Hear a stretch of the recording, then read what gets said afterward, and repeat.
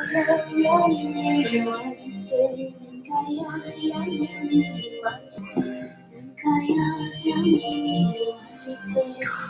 totally didn't know if I'd be here today or not.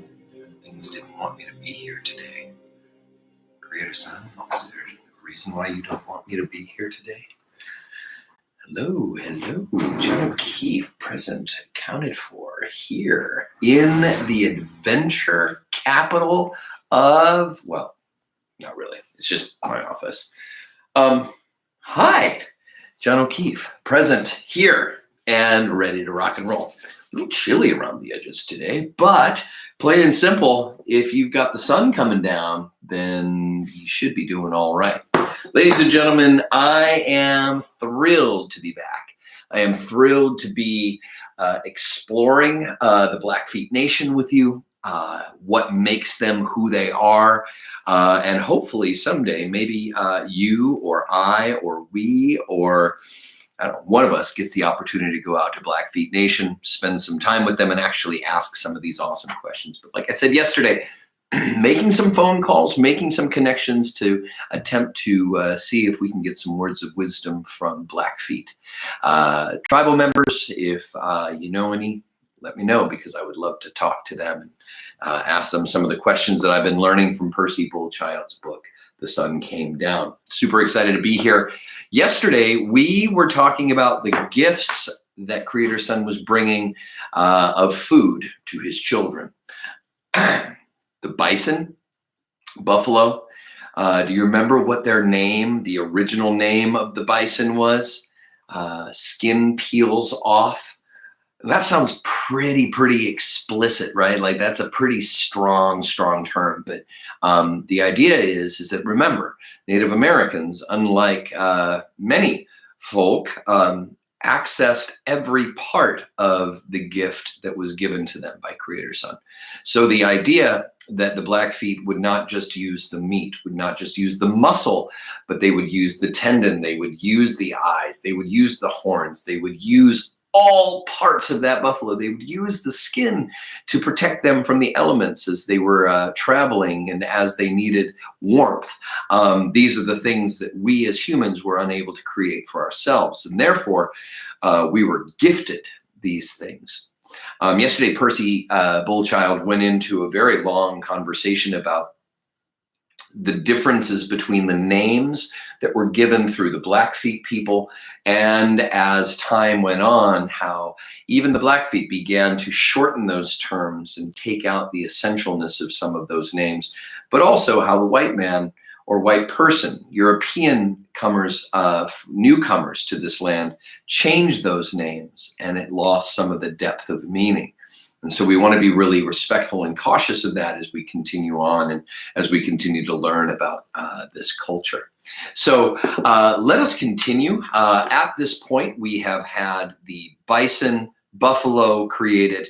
We have had the elk created, they who mystically move across all kinds of geographical landforms. And then we had the smaller version of the deer being created. And then all of a sudden we ran out of time, and I don't want to do that today. So ladies and gentlemen, without further ado, we continue with Creator Son's gift of food for his children from The Sun Came Down by Percy Bullchild. So Creator Son molded more animals for his children's food. He wanted to make very sure this time that all the children would have enough food to last forever. Creator Son molded more animals. He molded the bighorn mountain sheep, taking a bone from it to make a female mountain sheep to bear little ones to increase as time went along. This one was to be known as Umakikini, big head. This animal will be of the mountains, he said. This bighorn was named because of its large horns, which made them look like animals with extra large heads. Still another animal for the mountains was molded, a pear. This pear was also named after the way that they were made to look. The name of them was Mi Stuk Si Sus Kis Xi. Apu Ma Kiki Nui, mountain shaggy white big head. Today, We know them as mountain goats. So we have the bighorn sheep and the mountain goats being created. Did you notice that these were specific to the mountains? So that's the other part that I forgot to remind us of since yesterday. As I was reading, I was reminded, oh yeah, yesterday. The other part was that the people kept making more people, kept growing, and they kept moving so that the tribes were big enough or small enough so that they could feed each other. And then as they got too big and food became scarce, they had to travel all over. And so they spread further and further out, and different people were living in different regions and needing different things. So Creator Sun was creating various animals for various types of geography. Making more animals for the children to survive on, Creator Sun molded more from the mud. He told his son, the Mudman, he would make another almost the same size as the shall be peeled kind, always making a pair of each. So all would multiply as they came along in the world. These were given the name of how they walked. Siki Chiwu, black walking proudly. Again, in these days, the new people has carried the original name of the moose a little differently. Instead of the original name, Siki Chiwu, these younger Indian people say Siks Chisu, which means black going into village, town, or crowd. Do you hear the difference between that? Black walking proudly is the original name. Black going into village, town, or crowd is the secondary name. You see how that shortens it? It makes it less magical. It makes it less effective. We're less specific to what its purpose is. This animal shall hang around in swampy places, foothills, or any place where it might find food. Again, a pair of them were made. Just like the other animals. Today, we find the moose most anywhere near a lake, a river, or any wet area, mostly in the lower foothills. Molding more from the mud, Creator Sun told his son Mudman, this one will be a bit smaller and will roam the prairies and shall be known among the people as So Kiao Wake Ausi, a flat place with no growth, or prairie, front legs and hind legs crisscrossing. We know this one as the antelope. Saw them this summer, a whole bunch when I was out in the Great Plains, the antelope. He molded more small animals for all parts of wherever the children had scattered to, and whatever animal was best suited for that particular place. Creator Sun made them for his children to survive on, to eat. He made the rabbit as his peccary, and the peccary as for hunters' lunch food. The rabbit be named as it was to be eaten and cooked. Og eyes chi-dud-dud wa shall be roasted. Again, in this day that we live, the younger people have changed that name of the rabbit to a simpler pronunciation, awa chi sta. The peccary was also known after what he did. It was the ek si niu. It squeals or shrieks. This name seemed to stick because it's easy to pronounce. All the food animals were made and given to Mudman. He was given a lesson in how to stalk them, how to kill them, and how to dress all of them out. He was taught how to cook them and how to preserve them for later use, how to preserve the hides for use as clothing and shelter. The smaller animals were for clothing mostly, and the larger ones for shelter, but all of them were for food. Mudman was taught not to waste any part of the animal. Even the bones were used for something. Every part of the animal was used for one thing or another, not to be wasted. After everything was taught to Mudman, Creator Sun told him, I must leave now, and I do not know if I shall ever come back in person to you and of all the children. If I must, it will have to be for something very, very important. You and the children have much food to find now. It will never run out as long as you do not waste the food. Now, my son, I must leave. I have been gone almost 4 days, and it's time that I should be getting back to your brothers up there before their mother, Severed Leg the Moon, comes back from her rest. The food animals became many, much more than needed. In fact, too many now. Mudman had to call on his father, Creator Sun, once more for his help to solve this. Creator Sun again molded the mud into more animals, a little different than those first food animals he made. He made these with sharp claws on their feet and sharp teeth in their mouths. He told these animals to go and help eat those animals with split feet, the food kind. And so in these days, we see the mountain lion, cougar, lynx, and the bear, the wolverine, and all other predatory animals. While he was at it, to make sure that the people would never run out of food, Creator Son made the edible birds. He also made all the rest of the animals to mingle with the food kind. This was to kind of confuse the people, to keep them guessing what animals should be for their food. The edible birds were the prairie chicken, grouse, sage hen, pheasant, wild turkey, ducks, and geese. And again, he made all the other birds to mingle with the edible ones for a little confusion.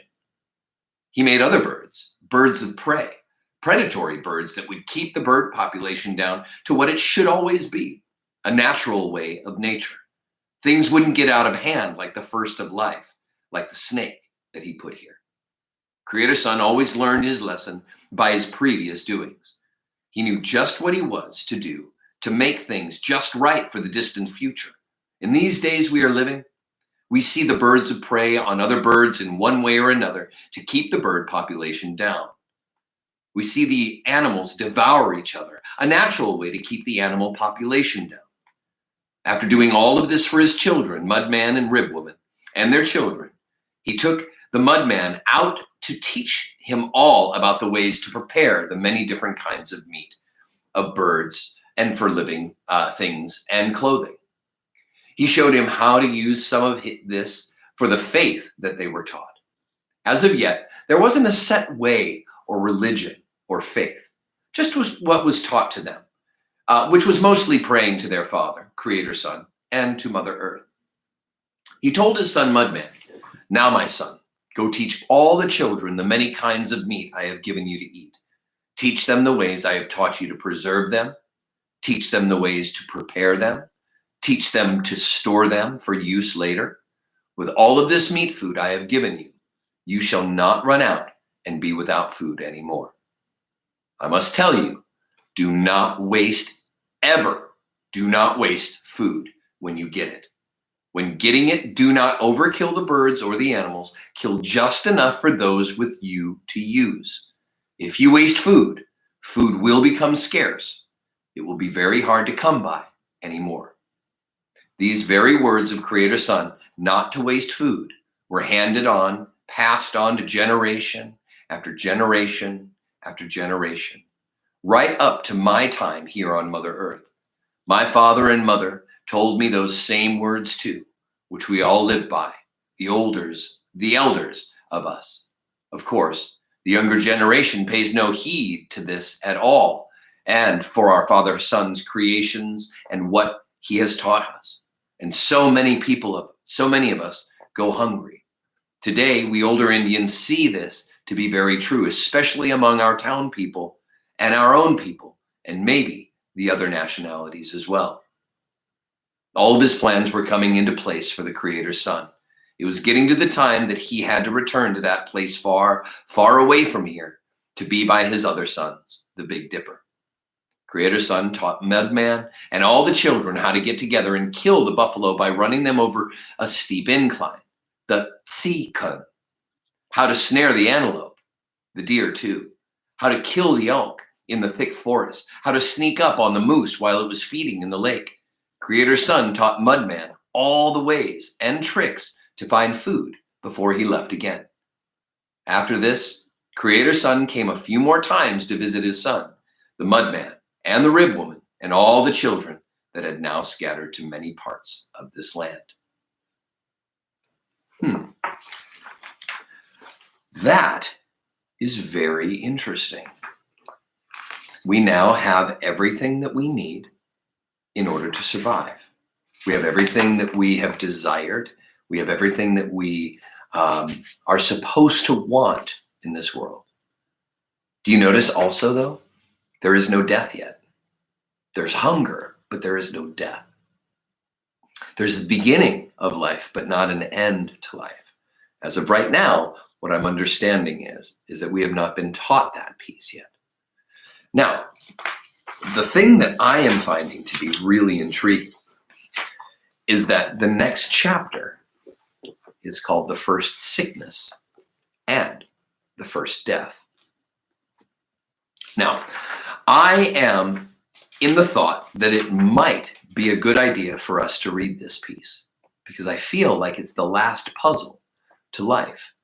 It's the last part of this. Now, sounds like Creator Son has given us all the responsibilities, the ability to hunt, the ability to eat, the ability to love, the ability to care for each other, the responsibility of us being honest, and all of those things.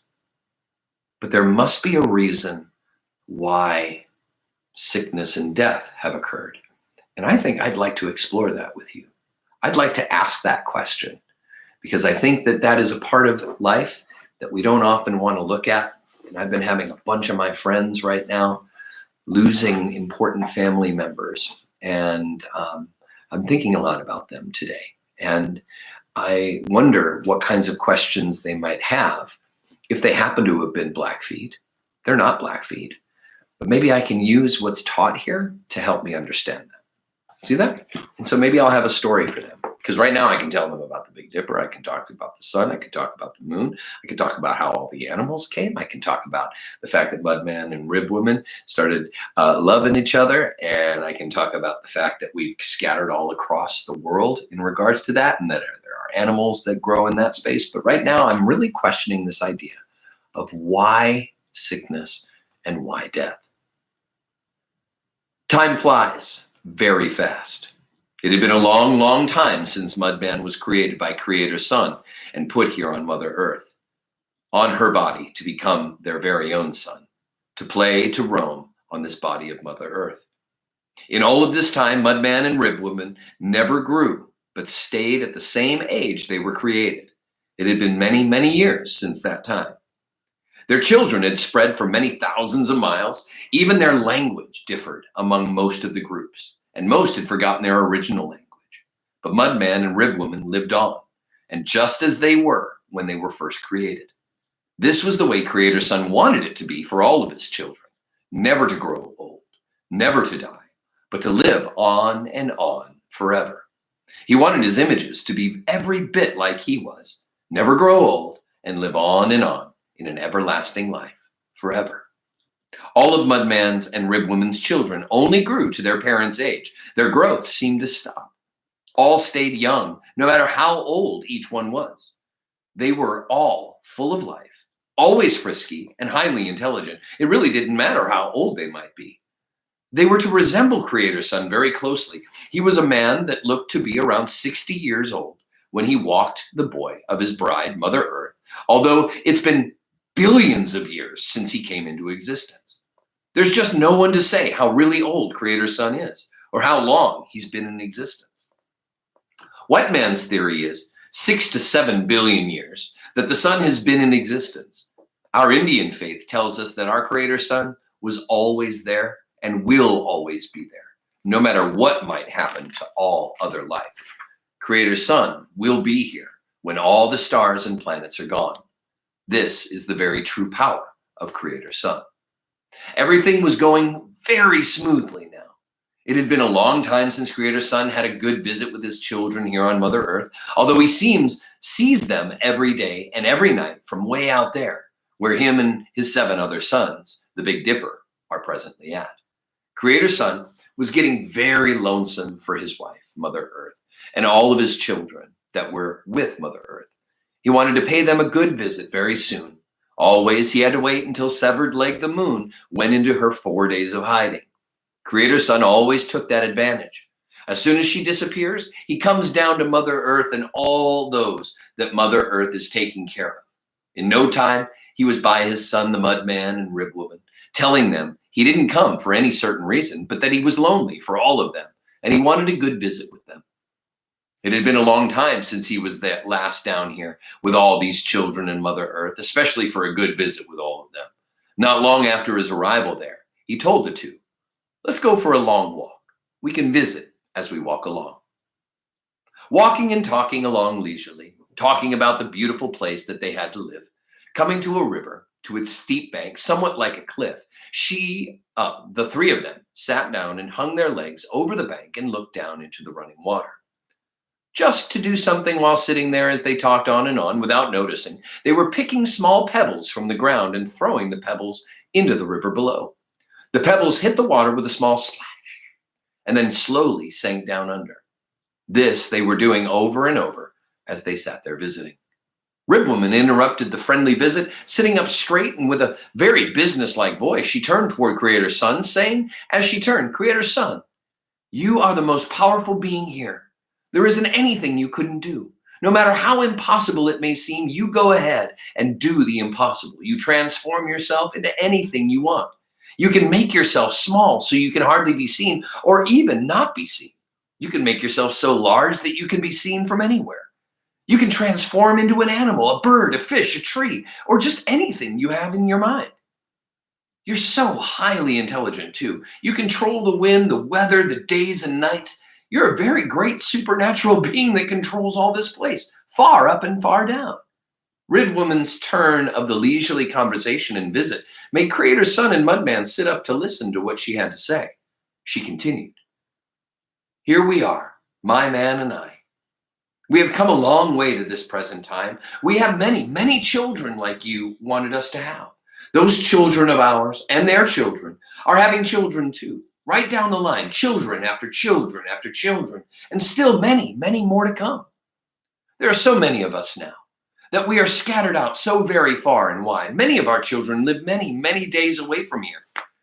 We are so far apart that we do not even meet our children anymore. We have lost contact with many of them. We have lost our language too. Those first several groups that had moved away from us, they speak a far different language than the one that we taught them. We can't understand them anymore. The main thing is we just don't worry too much about one another. We don't worry of those in the camp and so on to all of our children's camps. My Father, Creator, Son, isn't there some way you can make it so that we can really worry about one another? There must be something that can be done with us, that we might start worrying much more about each other, our lives, our bodies, ourselves. It took Creator's Son a very long time to find an answer for her. Creator's Son turned toward the Ribwoman very slowly, as if he didn't want to answer the question, and was very much puzzled about it. Mudman was trying to cut in, saying, we should let well enough alone. I'm satisfied with the way that we are living now. Our Father, Creator's Son, knows what is best for all of us. The two didn't even pay attention to what he was saying. They weren't even listening to him. Creator's Son's answer to the Ribwoman was, all of you are my children that I dearly love with all my heart. I love all the things that I created for all of us, Mother Earth, myself, and all. I love my wife, Mother Earth, and all that she has bared for me. Ribwoman, my child, you do not understand what you're saying. What you just asked for is against all my plans for all of you. You're asking about your life and your bodies and yourselves. If I affected your bodies in some way, it wouldn't be good for any of you, and I really don't care to do anything like that. I made you all so that I could have somebody, that I would have somebody, that I could love very, very much for the time to come. I don't want to do anything to your bodies, just to make all of you aware of each other. Ribwoman wanted it her way. She begged Creator's Son and nagged him to do her bidding. It was a long argument, but like always, the woman won. She was too set on something that was bad for them all. She didn't take no for an answer. Creator's Son finally gave in to Ribwoman's asking, but not a total commitment. What Creator's Son told her was, I'll make your bodies slow down with something that will make you feel bad in your bodies for a few days. Then the body will come back to normal again. Ribwoman argued, that's not even anything to worry about. We'll know that the body will be all right in a few days. It's no worry at all. Why couldn't you make our bodies lay still and never move again so we can cry for those bodies that are that way? We can really worry then. We wouldn't know who the next one would be to lay still and never move anymore. Creator's Son never was one that argued with his children, although he knew best. So once more, he gave in to Ribwoman, but still not a full commitment. All right, I shall give you your asking, but the body will only lie still for 4 days and 4 nights, and it will come back as it was before. Ribwoman argued on. How could we be lonely for one another if they come back every 4 days? All three of them were still sitting on the bank and throwing those small pebbles down into the water. Creator's son, seeing those little pebbles hitting the water with a little splash and then slowly sinking down to the bottom. This gave Creator's son an idea, as they still argued on, over how it was to be for them all from that moment on. He told Ribwoman, "Oh, Frankie, see, you're here? Hi, Frankie. Oh my gosh, you're here. The Crenshaw's present. Look at, oh, you guys are here. Hello, hello, hello. It's good to see you, Friedman. It's good to see you. Oh my gosh, I've got Harper here. We've got 5 people here. Oh, I'm so excited. We're trying to learn how life allowed death to come in, just in case you didn't happen to hear it. We've only got about 4.5 minutes more, but oh my gosh, Frankie, it's so good to see you. Mag, are you here too? Karen plays Roblox? Who's Karen? I think I remember Karen from last week. Are you one of Gabri's friends? You are one of Gabri's friends, aren't you? Oh, you guys are so sweet. Okay, I got to keep going because I'm really interested in this. So right now we've got Ribwoman who's trying to make a reason why we should care for each other. Because right now we're just living forever and nobody dies and nobody goes away and nobody disappears. And so she's kind of challenging this really important thing that if we're not going to run out of food, we got to not just reproduce. We got to have a reason to care. Oh, hello, Karen plays Roblox, her sister. Hello, sister. How are you? I know who you are. Anyway, it's good to have a really good group here. It's really important for me. Okay, so are you ready? Right now, we've got Creator's son getting a good idea from throwing pebbles off the edge into the water, dripping and dropping down to the bottom. Let's see how this rolls out. He told Ribbon, "You've talked me into it. You argued me into it. Still, I won't entirely commit myself to it. We will decide by a stone about the size of your fist. I will throw the stone into the water below, and if it floats on the water without sinking down under, my plan of everlasting life will stand. If it sinks, then we will go with your idea of life." Knowing that rocks are heavy and would easily sink down under, Ribwoman knew she had won the argument, although the rock wasn't thrown yet. Ribwoman selected a good-sized rock and handed it to the Creator's son. Creator's son held it for several moments.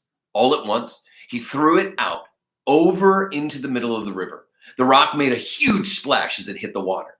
The three of them jumped up, their eyes on the rocks, and as it hit the water with a splash, the splash of water settled back to normal, and the uttermost amazement of Mudman and Ribwoman, especially Ribwoman, was that the rock that she had selected for her own floated downstream with the current. Down, down, down the river it floated until it went out of their sight. Creator's son looked at both of them with a smile on his face, and speaking to them at the same time, he said he was very happy at the moment for what had happened on the rock. Floating downstream, that is. There it is. Both of you see the rock floating downstream with your own eyes. Now we all know how we are to live our lives throughout our future.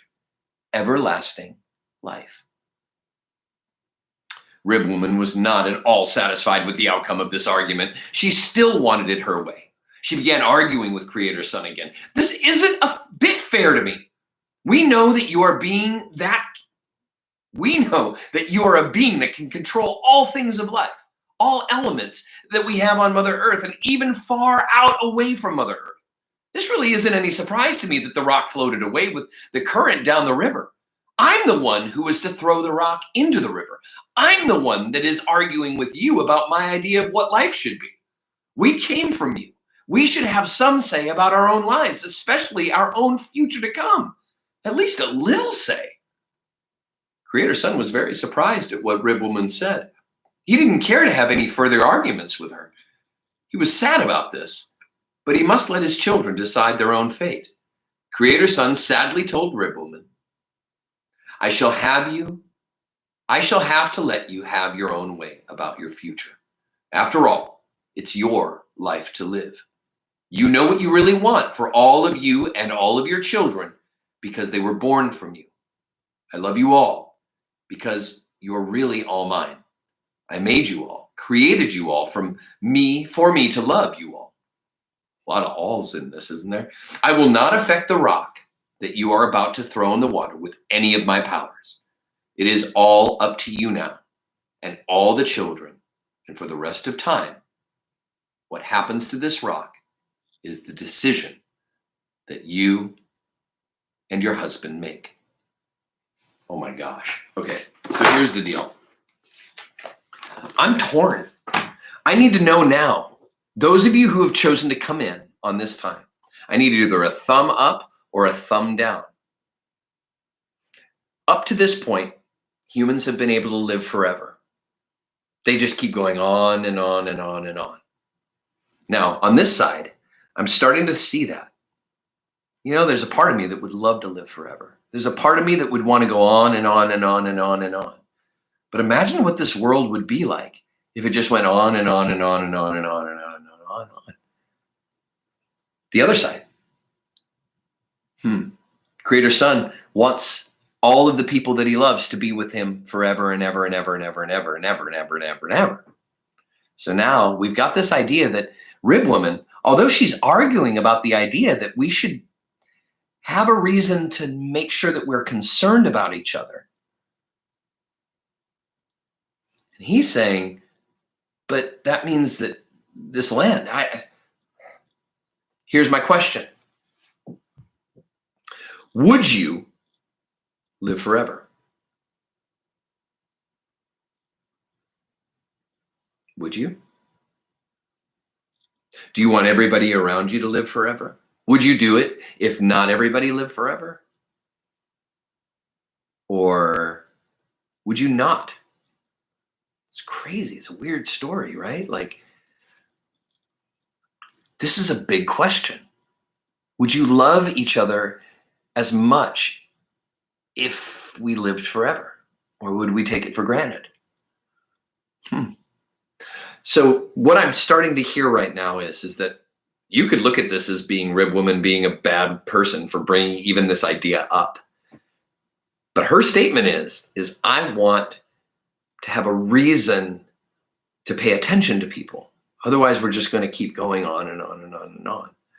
So I'm kind of torn. And right now, we've got the magic of Creator Son, which is almost really funny because he said he was going to let them be in control of it, but he did his magic so that the river or the rock just floated down the river, right? But then all of a sudden, Ribwoman's like, no, dang it, I'm supposed to be the one to throw the rock. And it's going to come from me. And Creator Son kind of says, okay, but it's going to be your fault, right? It's your fault. You could have had this, but if you throw that rock, you're going to probably lose it. And so he knows the consequence to this. And I think Ribwoman knows the consequence to this. And at first, my brain was like, why is he making the female such a bad person? But then I'm going to say this. I think that it's pretty dang magical that she was smart enough to say, you know what? It's not okay for us to live forever. That's not the point of this. However, I understand how scary it is to think about that too. So here's the deal. Tomorrow's Friday, or tomorrow's the end of the week. And we have just headed into sickness and death, and a rock is going to be thrown. And at 4 o'clock tomorrow, Eastern Standard Time, I am going to continue this story. Can't wait to have you here. Thank you so much for being here. Thank you for stopping in. I hope you're healthy. I hope you're happy. Remember that today is the only today that you have. And I hope you make it the very best possible today that you can. I'm so grateful for you guys being here. I want you to come back, Frankie. It's so good to see you. I miss you dearly because we're not in the same class anymore. But I'm coming back. We're sneaking in. We've got some plans. I'm just going to let you know that. Hart, great to see you here. Mag, great to see you here. Bert, great to see you here, I hope. Gabri's sister, I know who you are. It's great to have you here too. And anybody who comes later, thank you so much for participating. Ask questions, send me wonders. 4 o'clock tomorrow, I'll be back here. Love you. Now, get out of here. Get out of here. Go do something.